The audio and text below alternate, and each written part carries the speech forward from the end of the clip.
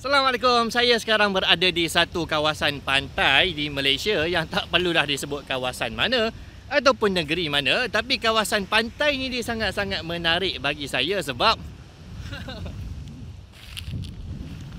dia sangat-sangat kotor lah, dipenuhi dengan sampah sarap. Kenapa dia menarik? Sebabnya 6 bulan yang lepas saya pernah datang ke kawasan yang sama dan keadaannya sama ataupun sebenarnya lebih teruk daripada sebelumnya.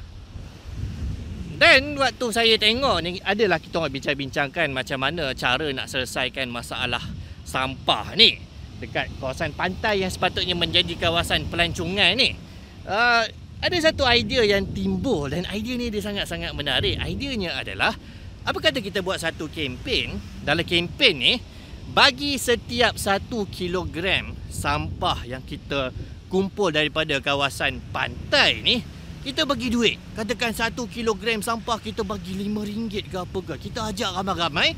Jadi sebabkan ada insentif ni, lagi banyak orang kutip sampah, lagi banyak duit diorang akan dapat. Wow, ini sangat-sangat amazing. Idea yang sangat-sangat hebat. Cuma masalahnya, idea ni adalah mungkin boleh jadi idea yang sangat-sangat teruk, yang akan menyebabkan keadaan jadi lebih teruk.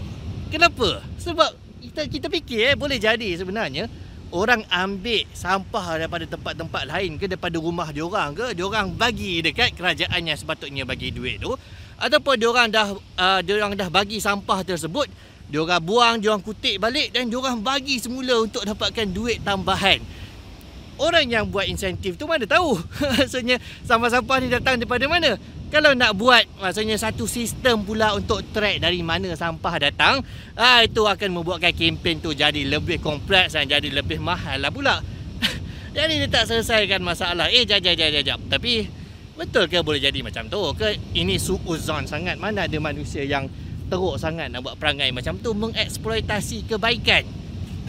Masalahnya kalau kita baca dalam sejarah, kita akan dapati bahawa banyak-banyak sampah ni, sebenarnya ada satu sampah yang lebih-lebih hebat, yang lebih-lebih besar. Iaitu kita boleh tengok pada contohnya cerita kempen yang pernah dibuat oleh kerajaan India, dan ini dipanggil sebagai kesan Cobra, Cobra Effect. Dan kesan ini adalah salah satu daripada perverse insentif.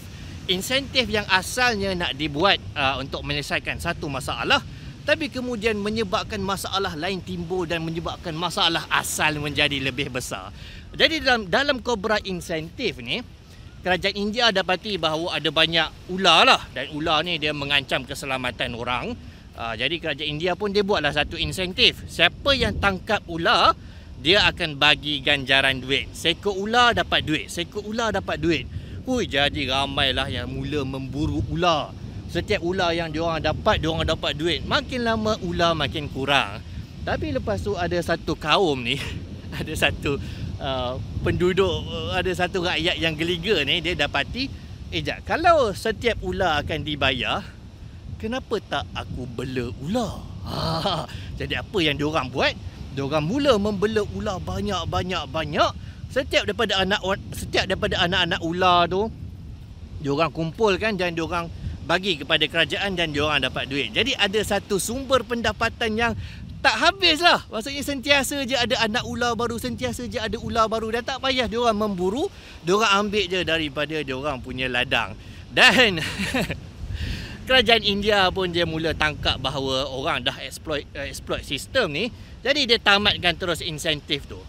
Soalan, apa yang berlaku kepada ular-ular yang dibiarkan tu? Beribu-ribu ular ni apa yang jadi? Dah tak ada orang nak beli, jadi dia dilepaskan kepada hutan-hutan.